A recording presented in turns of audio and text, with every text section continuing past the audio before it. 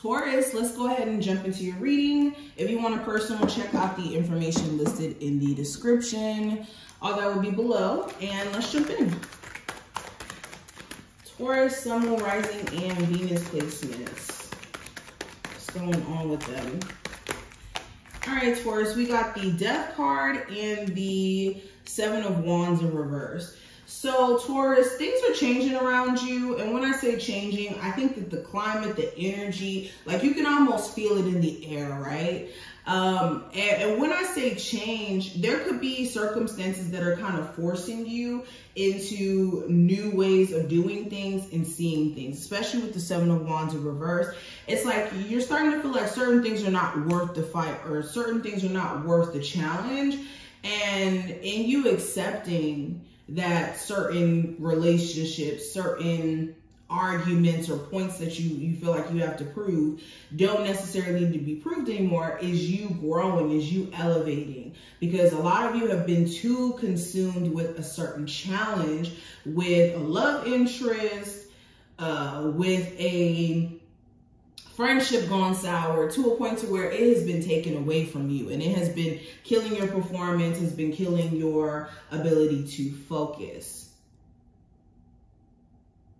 Now, I also see in the near future, there's going to be some sort of change around you, feeling like there's certain blockages. If you've been experiencing like delays in making money, or delays in you moving forward in terms of moving on from someone, it just kind of feels like you're finally getting out of that over the next couple of weeks, which is awesome. Taurus, what else is coming through?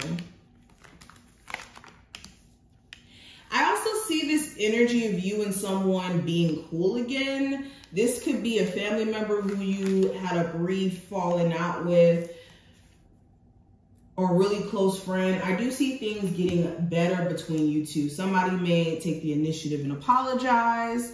You may even decide to just kind of let that go, considering how much that relationship meant to you.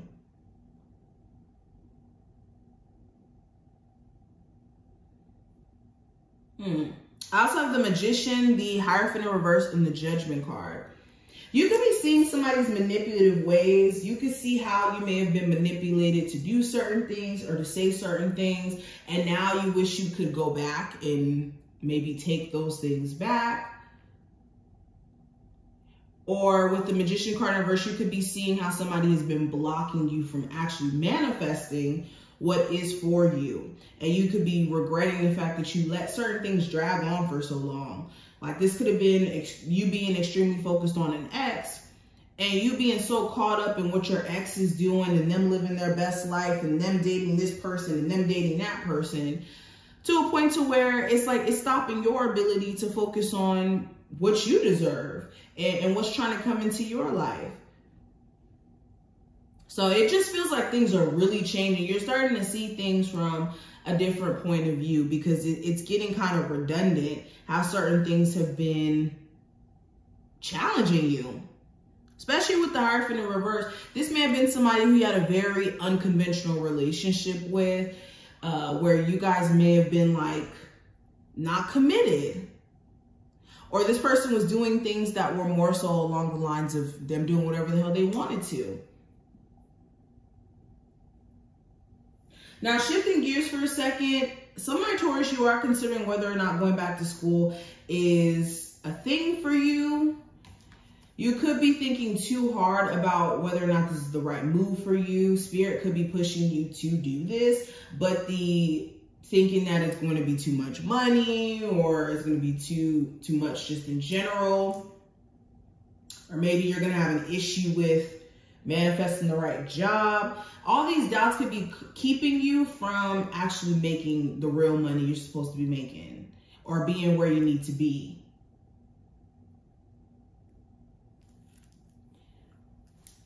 Okay, let's keep going. Taurus, Sun, Moon, Rising, and Venus placements. I have the Four of Pentacles, the Star card, Ten of Cups, King of Cups, and the Five of Swords. So yeah, there could be a need for you to save money for a rainy day, just in case anything comes up. Some of you guys could be Just need to be cautious of just spending on dumb things or spending irresponsibly. You guys also may do this thing where you shut down when it comes to you dealing with maybe another air sign. I get Aquarius energy.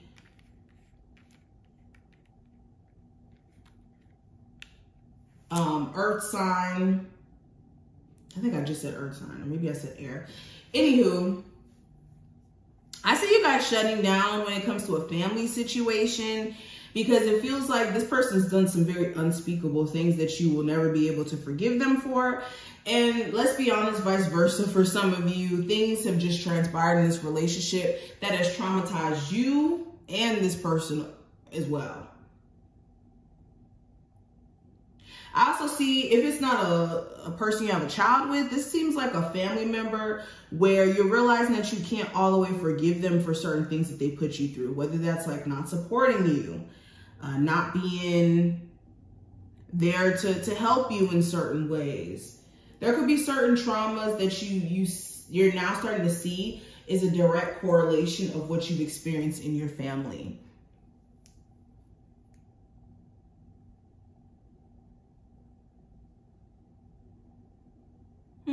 Speaking of that, some of you guys are dating somebody who has kids. You may not necessarily have kids, but you could be dating somebody who has children.